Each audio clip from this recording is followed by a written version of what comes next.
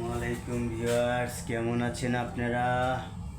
দেশে তো বড় ধরনের আকাল পড়ছে। ঢাকা সিটিতে তেমন খাবার টাবারের অনেক দাম আর দাম, আগুন আর আগুন, টাচ করা যায় না।